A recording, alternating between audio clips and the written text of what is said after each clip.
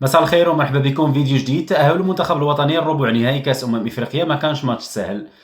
أكيد أن بزاف ديال الناس غيخرجوا غينتقدوا الركراكي وعندهم الحق، ولكن نجيو نتكلموا بصراحة. واش المغرب ما عمرو دار بحال هاد النوع تاع المباريات في كأس إفريقيا حتى قبل الركراكي؟ الحقيقة هذا هو المغرب يفاجئك صراحة بسوء أدائه في الأدوار الإقصائية، وهذه ماشي هي المرة الأولى. صراحة اليوم حسيت أنا بالإقصاء في واحد الوقيته لينا تقريبا تنزانيا جاوها جوج ديال الفرص. حسيت بان الكره بحال ما تتبغيش المغرب حقيقه، وهادشي ما مرتبطش بالركراكي. انا شحال مره تكلمت عليها ودرت ليها واحد الفيديو خاص، تكلمت على البعد النفسي، وهذا البعد النفسي بزاف الناس ما كيامنوش به. المغرب ملي كيوصل للادوار الاقصائيه خاصه امام المنتخبات المتواضعه تيحس براسو عاجز، تيحس بحال اللعابه رجليهم ثقال، ومع مرور الوقت كيكثر الضغط عليهم وتيكثروا الاخطاء ولي شي تكنيك، وهادشي اللي شفنا اليوم. الا خديتي لاعب من هاد اللاعبين هادو وحطيتيه في ظروف اخرى غيعطيك شي حاجه مستوى كبير، لكن الا حطيتيه في الظروف الحاليه تاع المنتخب الوطني والضغوط وكل شيء فتتحس باللاعب بحال كتنقص القوه ديالو 50%. وبزاف د اللاعبات شفناهم اليوم ما كانوش في المستوى ديالهم. وبالنسبه لي انا العامل النفسي مهم جدا، راه ماشي غير المغرب اللي داير بحال هكا.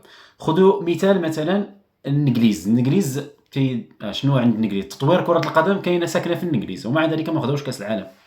ملي كيوصلوا لكاس العالم تتحس بهم نفسيا متعودين الناس انهم يتقصاو، ولهذا تتحس باللاعبين تيدخل معاهم هذاك الاحساس السلبي اللي تيخليهم انهم يفقدوا السيطره على المباراه.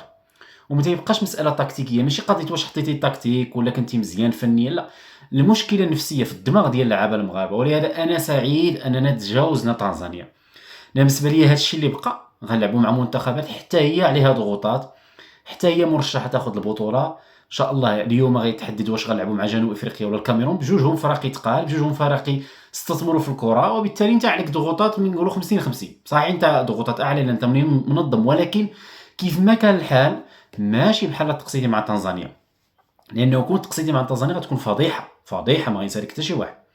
لكن الا تقسيتي مع الكاميرون يقدروا يقولوا الناس سي لو كاميرون راه عندها شحال من كاس افريقيا، ماشي شي فرقه سهله، اولا مع جنوب افريقيا حتى هي فرقه متطوره في السنوات الاخيره. لكن باش تقسى مع تنزانيا كانت شويه ضغوطات ديالها كبيره، ولهذا انا سعيد بانه اليوم المغرب لقى الضاله ديالو، لقى الحل عن طريق لاعب مميز، لاعب عنده الحلول اللي هو ابراهيم دياز.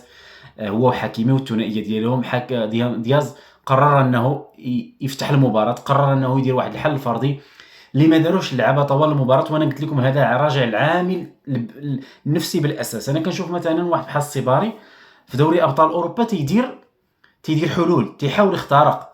الزازولي نفس الشيء، حسيتي بهم اليوم ما قادرينش تيشدوا الكره تيدوروا، ما كيبغيوش يمشيو للقدام.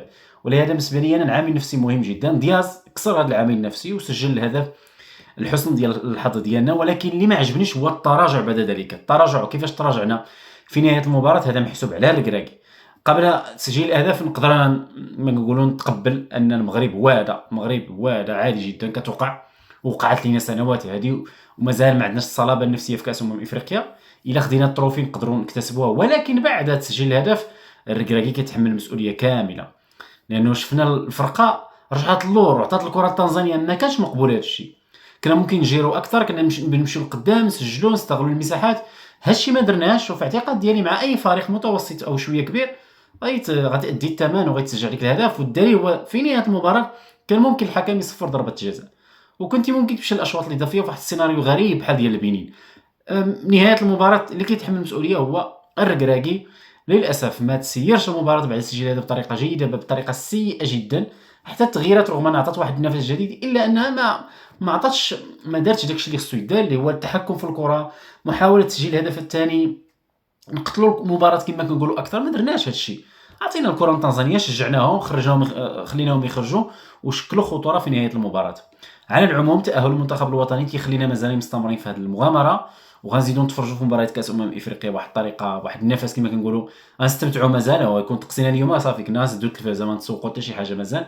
غنمشيو نتفرجوا في الكاميرون وجنوب افريقيا ونشوفوا شكون غادي نواجهوا ان شاء الله.